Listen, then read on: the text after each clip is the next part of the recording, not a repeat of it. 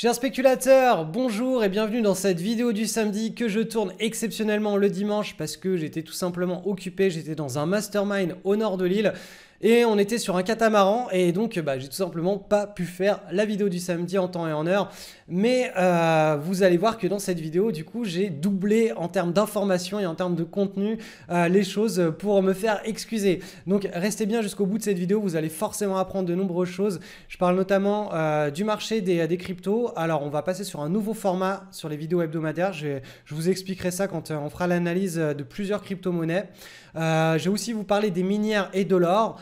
On a quelque chose d'intéressant qui est en train de se mettre en place, notamment pour les investisseurs à long terme qui souhaitent accumuler des positions et commencer à accumuler, à acheter un petit peu des minières. On a quelque chose d'intéressant. On a aussi des opportunités qui sont assez belles sur les marchés boursiers américains et européens, notamment sur le marché allemand et Euronext Paris. On a des choses super intéressantes. Donc, tout simplement, c'est parti pour cette vidéo du samedi tournée le dimanche. Allez, on commence par le Bitcoin. Alors, grande nouvelle, si vous ne l'avez pas vu, ProRealTime, qui est la plateforme d'analyse graphique que l'on utilise pour lancer nos screeners, gérer notre portefeuille, qui est une plateforme gratuite. Vous pouvez vous inscrire et vous aurez accès à toutes les données en fin de journée. Vous n'aurez pas les données en temps réel, mais en soi, ça ne nous sert à rien d'avoir les données en temps réel, puisqu'on fait du swing trading, que ce soit en daily ou en hebdo. On n'a pas besoin de données en temps réel et les données en fin de journée nous suffisent parfaitement. Donc vous pouvez ouvrir tout simplement un compte sur cette plateforme d'analyse graphique pour pouvoir suivre votre portefeuille et trouver les opportunités. Ce n'est pas un courtier, c'est simplement une interface pour les analyses graphiques. Donc ils nous ont mis les crypto-monnaies, ce qui est une grande nouvelle. Ça m'évitera d'aller sur TradingView faire les analyses puisque je ne maîtrise pas bien les petits outils. Donc voilà, on va pouvoir maintenant de manière hebdomadaire faire des analyses crypto sur ProRealTime. Et moi personnellement, ça m'encouragera à en faire un petit peu plus parce que je ne suis pas un grand fan j'ai pas l'habitude tout simplement de faire ce travail-là sur TradingView. Donc on est sur le Bitcoin coté en euros. Donc le Bitcoin coté en euros, je vous ai retracé tout ce que j'avais fait sur TradingView depuis que je fais des analyses Bitcoin sur cette chaîne YouTube et pour la communauté. Donc, on est toujours dans une séquence de baisse depuis le mois de décembre.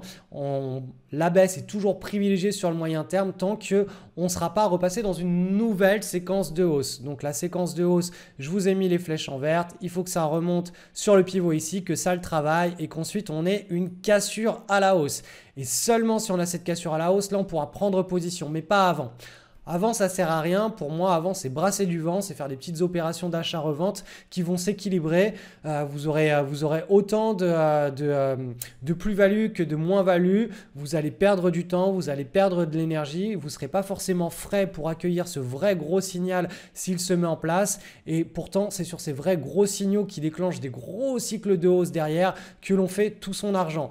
Donc, en restant assis, posé sur des positions qui développent des grandes tendances et des gros accidents positifs de richesse. En tout cas, pour en revenir à l'analyse du Bitcoin, on a peut-être un point bas qui est en train de se mettre en place. Alors pourquoi? Je m'explique. Tout simplement parce que là, on a ce qu'on appelle un double creux ou un triple creux. Peu importe, c'est un point d'inflexion. Et bien la journée du jeudi, on a cassé à la hausse ce petit pivot qui est un point d'inflexion. Donc, pour faire plus simple, on était dans une tendance baissière, on appelle ça un biseau baissier en chartisme, en analyse technique. Ça s'est retourné, on a cassé par le haut. Donc là, à très court terme, on va aller chercher davantage les résistances. On est dans une nouvelle petite dynamique de hausse sur les jours et sur les semaines à venir. Donc là, on est en train de viser la première résistance qui est ici, la deuxième résistance qui est notre pivot. Mais ça ne veut pas dire pour autant qu'il faut acheter du Bitcoin et penser que ça va s'envoler. On est toujours dans une dynamique de fond qui est baissière. Et quand ça baisse, eh bien vous l'avez vu, il y a des phases de hausse. Et ensuite, il y a à nouveau des phases de baisse. Les phases de hausse, là, on est dedans, mais la dynamique de fond, elle reste baissière tant que cette nouvelle séquence ne sera pas validée, qui est la grande séquence du cycle, c'est-à-dire la nouvelle bulle qui peut se mettre en place. Il faudra la surveiller vers ces niveaux-là. Donc, pour le moment, en tout cas, le Bitcoin, là, il repart dans ce qu'on appelle une correction de marché baissier, donc tout simplement un rebond au sein d'une dynamique de fond qui reste baissière. On va aller voir maintenant sur EOS. EOS, Alors, EOS, c'est pareil que le Bitcoin. Vous voyez, on a cette dynamique baissière qui s'est mise en place. Là, on a ce qu'on appelle une tasse séance ou un double creux qui a été cassé à la hausse mercredi. Donc là, on est en train de remonter vers le support. Et ce pivot là, si on travaille bien au cours des prochaines semaines et qu'on casse à la hausse, là sur l'OS, on devrait avoir quelque chose d'assez astronomique en fait. Hein. Donc vraiment à surveiller, hein. C'est plutôt pas mal. Vous voyez que l'OS, je vous en avais beaucoup parlé ici hein, pendant cette phase-là. Là, on avait une requête de marché, là on avait la large base. Et on a eu un mouvement absolument explosif de plus de 2000%. Ensuite, qu'est-ce qu'on peut aller voir d'autre? On peut aller jeter un petit coup d'œil du côté de l'Ethereum. L'Ethereum, alors ça, l'Ethereum, vous voyez, ici, c'était vraiment un signal absolument parfait d'un point de vue swing trading, daily ou hebdo. On avait cette tendance au préalable haussière, cette tasse séance qu'on voyait davantage en hebdo. Je vous avais fait d'ailleurs une vidéo qui mettait en avant, voilà, cette tasse séance avec la tasse, la hanse, si on casse là, ce qui s'est passé, hein, là, il y avait les zones de prise de position qui étaient super intéressantes. Moi, sur les réseaux sociaux, je vous avais dit que j'en avais pris vers 200, je crois que c'était 200 $, enfin c'était au mois d'août, c'était ici. Mais voilà, si on est strict d'un point de vue swing trading, la zone de prise de position était celle que je vous avais annoncée en direct hein, sur YouTube, c'était juste ici. Ensuite, tous les élèves de ma communauté n'ont pas compris. Ils m'ont dit, mais Cédric, les élèves de l'école, ils sont tous sortis ici, là, quand on avait le Climax Run. Là, ici, ils sont tous sortis sur du daily, boum, boum, ils ont sorti les positions. Et ils m'ont dit, mais pourquoi est-ce que tu veux garder l'Ethereum pour le long terme? On est dans un climax, ça se retourne. Je vous l'ai dit, hein, de tous ceux qui me suivent sur YouTube depuis pas mal de temps, je vous ai dit, toutes mes positions que je prendrais sur les cryptos, je garderais systématiquement entre 20 et 30% pour du long terme. Et ces 20 et 30%, voilà, je crois tout simplement en l'avenir de la blockchain. Ces 20 et 30%, je les garde, que ça baisse, que ça monte, je vais essayer de les garder un maximum de temps et je vais alimenter ces positions avec des trades en swing trading. Donc en swing trading, je trade de manière classique, sauf qu'au lieu de sortir 100% de mes positions quand la tendance se retourne, systématiquement, je garderai 20% de ces positions pour construire des positions à très long terme. Donc là, voilà, tout simplement, je hold, je continue à tenir des reliquats de positions sur l'Ethereum. Sur le Bitcoin, j'étais censé faire ça, mais l'intervention de Nabila voilà, c'était plus fort que moi. J'étais obligé de. Alors, je crois que Nabila, c'était vers là, ou vers là, je sais plus. Mais voilà, son intervention, c'était juste pas possible. Ou c'était là, je me rappelle plus. Là, j'ai pas réussi à hold mes 20-30%. Après Nabila, j'étais obligé de revendre. Je pouvais pas. C'était plus fort que moi. Mais voilà, l'idée, c'est ça. Hein. Quand on veut construire des positions sur le long terme qui sont basées sur une croyance, alors là, c'est plus de la spéculation à viser. Hein, c'est vraiment une croyance que j'ai vis-à-vis de la blockchain. Voilà, je construis des positions long terme qui n'ont au final absolument aucun risque puisqu'elles sont largement financées par les gains qui ont été réalisés sur les plus-values de mes swing trades. Mais voilà la logique derrière. Ok, bon, on va s'arrêter là sur les cryptos. Dites-moi à la limite en commentaire si vous voulez que j'analyse d'autres cryptos. Je vais faire des analyses de cryptos du coup toutes les semaines maintenant. Comme je le fais pour les indices boursiers européens et américains, je vais faire chaque semaine l'analyse du marché des cryptos en analysant plusieurs cryptos. Je vais essayer de mettre ça à la routine hebdomadaire de la vidéo du samedi. Donc là, je vois que j'ai rajouté dans ma liste de surveillance des trucs sympas, donc Monero Digital, Cash, le Ripple, le Litecoin. Donc voilà, je vais essayer de démocratiser chaque semaine des analyses sur les plus grosses cryptos, en tout cas celles qui ont le plus de liquidité, qui sont le plus surveillées. Alors avant d'attaquer la deuxième partie de la vidéo hebdomadaire qui est dédiée à la bourse, aux actions, je fais un rapide petit détour sur le marché de l'or et des minières. Donc l'or, ça c'est l'analyse, donc c'est en hebdomadaire. Hein. L'or en euros, donc le GBS c'est un tracker en euros qui reproduit les fluctuations de l'or. Donc vous pouvez l'acheter comme une action et le revendre comme une action dans votre compte titre pour détenir de l'or à long terme ou pour spéculer dessus. Bref, ce tracker nous permet d'avoir les fluctuations de l'or cotées en euros.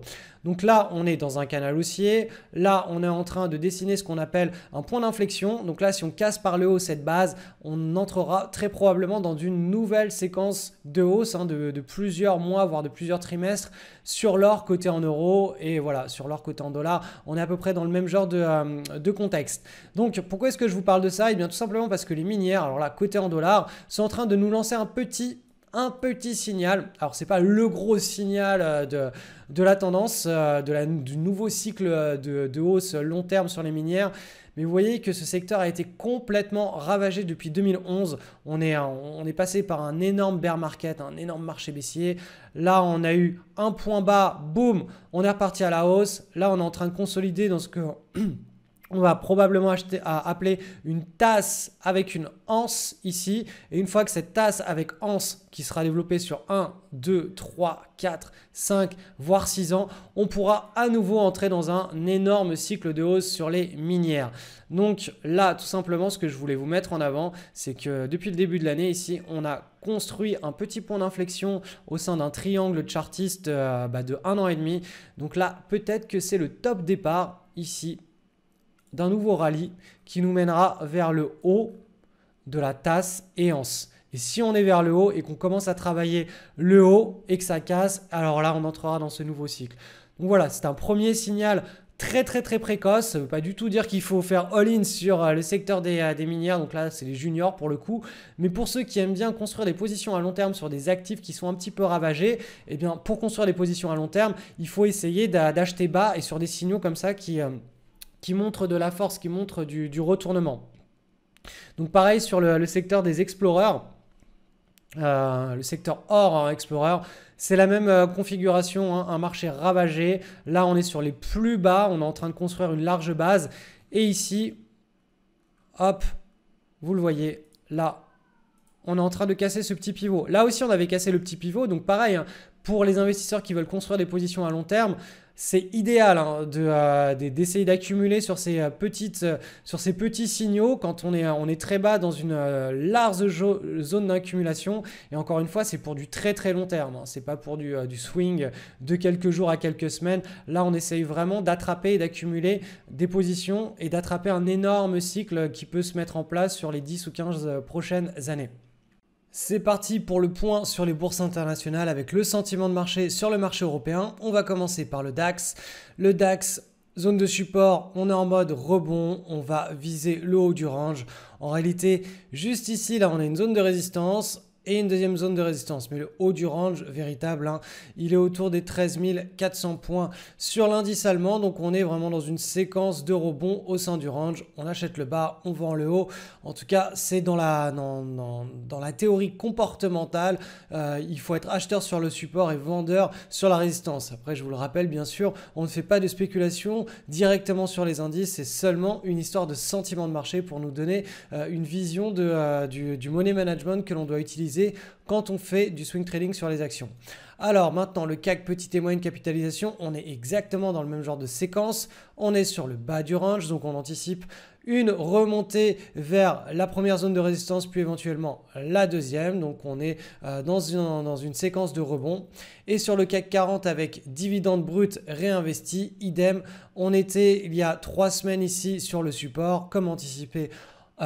C'est le rebond. Rebond ici, on est en train de tutoyer la première résistance et probablement la deuxième. Donc voilà. Pour le marché européen, c'est assez clair. On est dans une séquence de rebond à horizon quelques semaines. Ensuite, pour le marché américain, on est toujours dans ce range qui nous met en avant une simple consolidation hein, pour le moment au sein d'une forte tendance haussière long terme.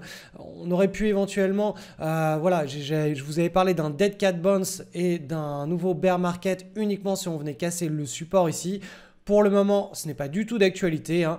Je vous rappelle que pour que ça vienne casser, il faut qu'on enregistre une bougie comme ça, ou en tout cas une barre hebdomadaire qui casse en dessous, puis après une ou deux barres hebdo qui vont vers de nouveaux plus bas. Et à ce moment-là, uniquement à ce moment-là, on rentrerait dans une psychologie baissière à la panique. Là, pour le moment, on en est très loin. On est simplement dans une pause au sein d'une tendance haussière qui a été très forte au cours de l'année 2017 et notamment avec cette accélération ici au début du mois de janvier de l'année 2018. Sur le SP500 qui est l'indice hein, suivi par tous les gérants de portefeuille à travers le monde, qui est un petit peu l'indice de référence quand on veut prendre la température de l'économie, la température en tout cas des anticipations sur l'économie et voilà, avoir un petit peu le sentiment de marché mondial de la bourse. Et bien voilà, on est dans un range. on est dans la zone de support. Donc, tout comme depuis 3 semaines, hein, on anticipe un rebond. On est plus sur une séquence de rebond qu'une séquence de baisse. Donc vous voyez, ça fait sens, hein. L'Europe et le marché américain sont vraiment alignés sur le même scénario. Il y a une espèce de résonance, hein. Donc le sentiment de marché pour le moment est assez clair.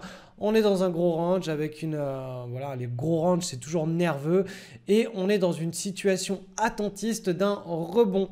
Donc, je vous le rappelle, tant qu'on est dans un range, on va utiliser un money management qui est défensif pour ses prises de position de swing trading, que ce soit en daily, en hebdomadaire, il faut être défensif. Et uniquement si on repart en bull market, là on pourra adopter un money management qui sera beaucoup plus agressif pour optimiser nos gains puisque les espérances de gains sont plus fortes, le nombre de trades gratuits augmente dramatiquement et on a tout simplement plus de plus-value à dégager de la part du marché. Le marché, c'est pas une machine à cash, hein, on ne peut pas avec régularité retirer des gains. Il y a des cycles pendant lesquels le marché va être très rémunérateur, d'autres pendant lesquels ça va être la disette. Actuellement, on est davantage dans un cycle qui s'apparente à une disette, une famine, qu'à un cycle de prospérité économique. Donc voilà, on attend patiemment notre bull market pour redevenir agressif vis-à-vis de notre money management et des opportunités qui nous seront retournées par nos screeners. Alors on ressent vis-à-vis de nos screeners que la pression acheteuse est en train de revenir tranquillement sur les marchés puisqu'on a pas mal de choses intéressantes qui nous ont été ressorties. Alors je vais essayer d'être rapide et concis. Encore une fois, ce n'est pas du conseil boursier, c'est de la pédagogie. Vous devez ressortir de cette vidéo du samedi toujours avec un élément supplémentaire à implémenter dans votre stratégie boursière, hein, de spéculation et vous améliorer de semaine en semaine. Ça peut paraître répétitif pour certains, hein, si vous me suivez depuis des années, mais voilà, c'est une routine avec des garde-fous qui sont bien en place, qui sont bien carrés et si vous apprenez à les respecter, eh bien le marché vous le rendra en plus-value. Alors tout simplement, on va commencer par le titre allemand F3C. Donc c'est un titre, vous voyez, qui est en mode recovery. On part d'un pseudo-marché baissier, ici. Ensuite, on a fait ce qu'on appelle, on a dessiné une large base, voilà, qui a duré pratiquement 1 an et demi, 2 ans. On s'est extrait de cette large base avec des volumes en forte augmentation de ce breakout. Là, les volumes, vous voyez qu'ici, là, depuis septembre 2017, on a des volumes qui sont très important comparativement à l'historique de l'action. Ça veut tout simplement dire que cette action est sur le radar des investisseurs institutionnels, des gérants de fonds et ils commencent à accumuler cette action qui devient attractive. Donc là, on a une belle composition, une belle pattern en taille de base. Alors c'est entre la taille séance et la taille de base. Taille de base parce que vous voyez que les fluctuations ici sont très restreintes et travaillent parfaitement le pivot du début à la fin. On a ce breakout là qui est en cours, qui a eu lieu vendredi 13 avril. Donc affaire à suivre au cours de la prochaine semaine. Donc ça c'est du swing trading en daily. Ensuite on va passer sur CBMG, coté sur le Nasdaq. Donc voilà, là c'est un petit peu le même genre de situation. On a un mode de recovery, on vient d'un marché baissier, on a dessiné une large base, on s'est extrait de la large base avec des gros volumes et là on a la première pattern. Cette pattern n'est pas folle, elle n'est pas magnifique, hein, mais voilà, ça a le mérite d'être mis en avant dans la vidéo du samedi puisque le contexte global de l'action est très intéressant. Après, dans l'idéal, on veut vraiment une pattern qui s'apparente plus à ce que je vous ai montré juste avant, hein, c'est-à-dire voilà, à ça. On ne peut pas avoir tout le temps, mais voilà, dans l'idée, hein, le comportement général d'une action est un élément très important. Ce n'est pas parce qu'on a une bonne pattern qu'il faut prendre le trade, il faut vraiment que le contexte historique de l'action soit bon et que le comportement historique de l'action soit en phase avec ce que l'on attend de l'action, ce que l'on recherche. Ensuite, VLO, donc ça va plutôt être du leader de marché. Vous voyez qu'on a ce qu'on appelle un momentum, hein, une vélocité de hausse qui est assez longue et régulière. Dans l'idéal, nous, on aime bien des trucs un petit peu plus explosifs, un petit peu plus forts. Mais voilà, on a une pause au sein de la tendance haussière. Cette pause dessine une tasse avec une anse. Le pivot est bien travaillé. Là, on a eu la cassure. Vous voyez que ce qui différencie une grosse capitalisation d'une petite ou moyenne capitalisation, c'est le jeu des volumes. Là, le jeu des volumes, il nous indique rien du tout. Tout ça là, Tout ça, c'est de la soupe, en fait. On ne se rend pas compte vraiment de ce que font les investisseurs institutionnels. On ne se rend pas compte quand ils sont en train d'accumuler, c'est-à-dire en train d'acheter, ou en train de distribuer, c'est-à-dire en train de revendre leurs titres. Pourquoi? Parce que leurs opérations sont noyées dans la liquidité du titre. Et typiquement, les titres qui émettent des options, enfin les banques qui créent des produits structurés sur des titres liquides, les banques vont créer des varants, des options, tout un tas de produits qui vont noyer, qui vont apporter beaucoup de liquidité au titre et qui vont noyer un petit peu les précieuses indications des volumes. Et c'est pour cela que dans les petites et moyennes capitalisations, où il y a beaucoup moins de liquidité et où il n'y a pratiquement jamais de produits structurés, on va avoir une lecture qui va être très claire sur les volumes, ce qui n'est pas le cas chez les grosses capitalisations. C'est pour ça aussi que de manière générale, on va rester en dehors des grosses capitalisations qui sont plus lourdes, elles mettent plus de temps, leur mouvement de bourse à la hausse est moins explosif. Donc là, on en a un très bon exemple. Ensuite, EC, donc ça c'est un titre coté sur le NYSE. Regardez cette large base ici. C'est 1 an, 2 ans, pratiquement 2 ans et demi de large base. Là, extraction de la large base. Alors, je vous avais déjà présenté ce titre ici. C'était en mode requête de marché ici. C'est la première petite base extrait de la large base avec une très très grosse impulsion. Et depuis, boum, ça a littéralement explosé. Là, récemment, on a une tasse avec une anse. Et là, juste ici, donc mardi, mercredi, on a eu la séquence de breakouts sur la petite pattern de l'anse qui était une micro-base. Donc ça, c'est aussi du swing trading daily. Ensuite, on va passer sur la cote française. Donc, Alums, donc c'est Humanis, c'est de la pattern davantage en hebdo. Alors, je vais vous passer ça en hebdo. Donc, voilà, petite pattern en taille de base, le breakout cette semaine et en journalier. On a effectivement des volumes sur ce breakout. On est toujours sur des zones de prise de position qui sont intéressantes. Et on a une dynamique sur cette action qui est juste idéal. Vraiment, ce genre d'action là qui dessine des grosses bases et dès que ça casse à la hausse, ça dessine une grosse tendance, base, grosse tendance, base, grosse tendance.